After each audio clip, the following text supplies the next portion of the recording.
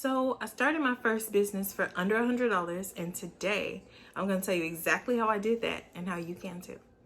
So my very first business that I started, that I still own and operate, and it takes a huge chunk, it contributes to a huge chunk of my income, is a subscription box. It's called Royalty Packs, and you can find it on its website, royaltypacks.com, or you can Google it. There are reviews, it's on different sites, and yeah, just so you know that it's a legit business that we will be talking about today. So the first thing that I spent money on when it comes to my business is a domain name. But before I could pay for my domain name, I went and checked to make sure that the domain name that I wanted was available, number one. And number two, I checked the trademark database to make sure nobody else had trademarked the name that I wanted. So you don't want to start business and later, like when you're into it and you've put your name out there, you've done all this work, for you to suddenly get a cease and desist email or letter in the mail saying that you've infringed on someone's trademark. That's not, like, you could get sued for that. It's a big deal. So you want to definitely check and make sure that the name that you have in mind is available for you to use. Mine was not, actually. Royalty Packs had a totally different name originally. It's been a few years, so I can't really remember what that name was, but it wasn't Royalty Packs. It was completely different. And so I had to go and find a new name. And I was so bummed because that was such a perfect name. Now I can't even remember it, but that was such a perfect name that I literally used a name generator to come up with Royalty Packs. I put in my keywords that I was looking for, and it literally, I just clicked and clicked and clicked until it randomly came up with Royalty Packs. But definitely check and make sure. So after I found a name that I could legally use without worrying about any issues coming up in the future, I purchased my domain name. I purchased it for $14 for the year from GoDaddy. I personally chose GoDaddy because I used to work for them, so I'm very familiar with their business practices and their products. I have later, since then, moved my domain names from GoDaddy to Google Domains, but there are so many places you can buy a domain name with pros and cons to all of them that we can't really get into it in this specific video. But let me know in the comment sections below if you need help with that, kid. Or if you want more information on those types of things, and I'll definitely respond to your message, to your comment. So after I bought my domain name for $14, we paid $14, I went and registered for an EIN. You can do this online. An employer identification number, or EIN as will be calling it in this video, is what you'll need for your business to run. So it's like a social security number for your business. So when you open a business bank account, things like that, you'll definitely, when you hire people, you'll want to use your EIN. So applying for the EIN is a very simple, quick process online, and it's free. And you get the number right away. So you don't even have to, it's not a waiting period or anything like that. You get it right away, instantly. So that was free. And then I applied for a reseller certificate, and also applied for a seller's permit. So this changes depending on your state. Every state has different rules. They have different requirements. So it really just depends on where you're located. So I can't give you specific information. I can only tell you about my state. I live in Illinois, and so these things were free. So we've only spent $14 so far. All right, next. I started Royalty Packs as a sole proprietor type of website, so I had to apply for a DBA.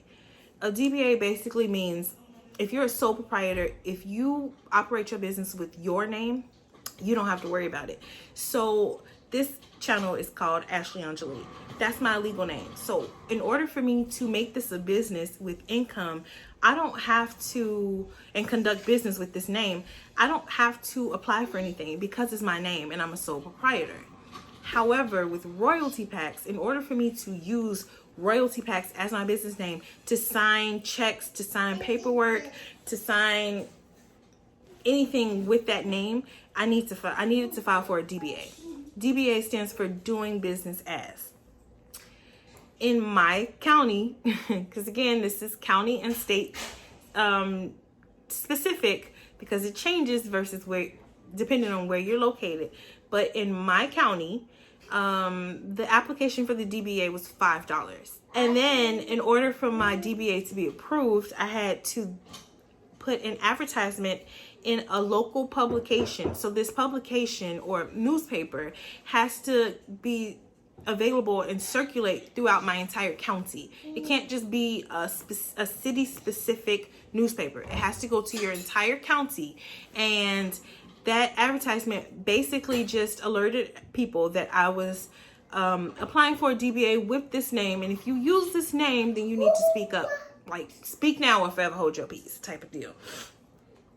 So this is where the chunk of my budget went to, actually, of all of the things, right? It went to this. But the newspaper charged me $80 to run my advertisement for the required amount of time, which was several weeks. So that I had to pay for. So now we spent $5 for the DBA application, $80 for the DBA just to be approved. So $85 plus $14 for my domain name, which takes us to $99. That is all I paid for. However, this video is not finished, so don't click off, because I did some other things too to start my business. But that's all the money we're gonna spend. When it comes to my actual website, I wanted to use Shopify. So I did play around with other websites. I played around with WordPress because that's who hosts my, or that's what my blog is run on. And I know you can sell products on WordPress, but for me, Shopify was the best option. It has, it's low prices and it has less maintenance, because running a WordPress site is a lot of maintenance. But anyway, so Shopify had a 30-day free trial, and I believe right now they're still giving away a 90-day free trial. But when I signed up, there was a 30-day free trial, so I was able to utilize the 30 days to run my website without spending any money on it. This tip is probably specific to subscription boxes personally, but all the other tips you can definitely take and modify to your business model type. But for my subscription box, I needed to make sure that I had example boxes available so people could know, okay, or get a good idea of what types of things would be in these boxes. So I ran a pre-launch, and my pre-launch did serve several purposes. So the first big thing that a pre-launch will accomplish for you, this is for any business though, is mostly any business model. But the first big thing a pre-launch will accomplish for you is it will validate your idea. So if you have an idea and you run a pre-launch, you'll get interest. People will show their interest, and you might even get feedback in a negative way. Like, this is kind of expensive, or I would like this, but I don't care for this or that, or maybe, you know, this is a great price and you have to rethink your pricing model. So you can get feedback and validation. You can know if there's an actual interest in your product before you start selling it, before you start putting too much money towards it. I was able to use an example box based on things that I already had at home, because I knew that my daughter was my target audience. Me and my daughter, we served as the model for this business. So I knew what types of things that I wanted to put in this box, and I knew how much they would cost to kind of source these things on a retail side. And I also had these things available, or these types of things available, so that I can make an example box and put that on my pre-launch page and say, this is an example of the items. This is a sample of what is to come. And then I created Facebook, Instagram, and I even created a Twitter account that I no longer use for that business, but to hype up my pre-launch. I didn't pay for my pre-launch. I used Shopify, and I will link in the description box below a link to an article by Shopify telling you how to set up a pre-launch page using Shopify for free. Another big thing that my pre-launch helped me accomplish was growing my email list. So an email list is super important because that's who you'll sell to. It's your audience. That gives you the control to sell to them whatever you want to sell to them, to communicate to them. So if Shopify shuts down one day soon, I don't rely on it. It doesn't hurt my business that much. I can move my business because I'll blast my email list and my email subscribers. I have control in that way. And I'll go into more detail about pre-launches in another video later, because as you can see, there's so many details and so many steps that you can go through to doing a pre-launch. There's a lot involved in a pre-launch to have a successful one and to just cross all your T's and dot all your I's. So definitely hit subscribe if you want to see that later. I'm not trying to just amp up my own channel, but seriously, it's a lot of information in a pre-launch. So let's move on. After my pre-launch was finished, I then moved on to my pre-sale.